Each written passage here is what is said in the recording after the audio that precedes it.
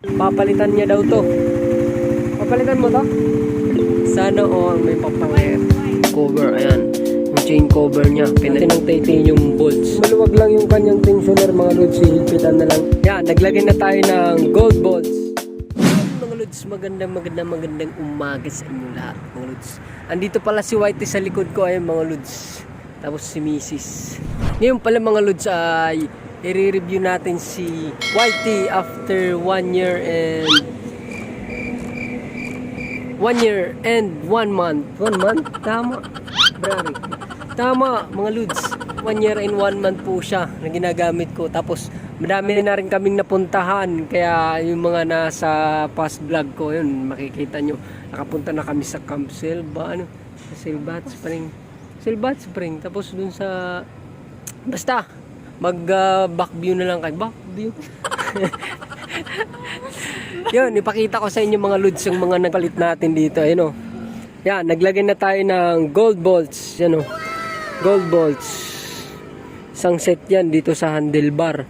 Tapos nilagyan natin ng step grill para iwas gas-gas dito sa may gaya ng tools dito. Tapos yan, yung handlebar. LOL! Handlebar ba? Handle grip.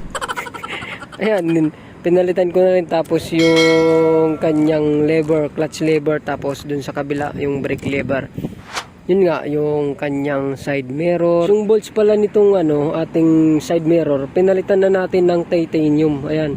Kasi yung mga bolts niya dati, kinakalawang. Ayan, pinalitan na natin ng titanium bolts. Tapos yung lever bolts din, yan, pinalitan na rin natin ng titanium. Sa kabila rin, titanium na rin yan mga lods. Yan o. Tapos naglagay tayo ng cellphone holder. Tapos dito naman sa baba ay pinalitan natin yung kanyang chain cover. Ayan, yung chain cover niya, pinalitan na natin. Tapos naglagay na rin tayo ng axle cap. Tapos ito, nilagyan ko rin.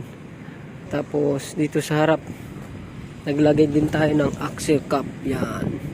Dito naman sa kanyang radiator cover mga lods yan, nilagyan ko na rin. In-improvise ko pala yan kasi yung kanyang radiator cover medyo malalaki mga lods. Nilagyan ko ng screen. Ayan o. Sa ngayon po, hindi naman nasusunog. Lampas na ng 1 taon. Goods pa naman siya mga lods. Kaya hindi ko na tinanggal yan. Tapos yung tambutso niya, ayan o. Medyo nangangalawang na. Papalitan natin yan mga lods.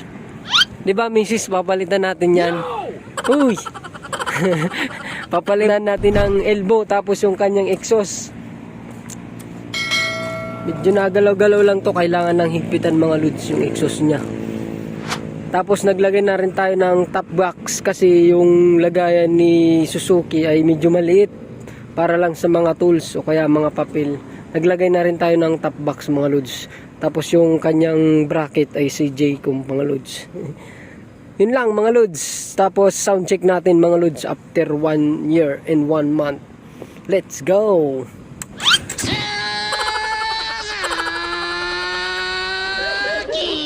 LOL!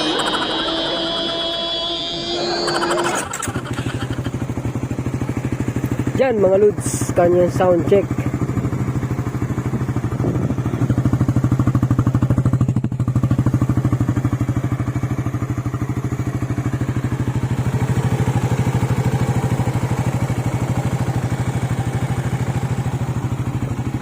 Yun, doon pala sa sound check niya mga lods, okay pa naman yung kanyang exhaust.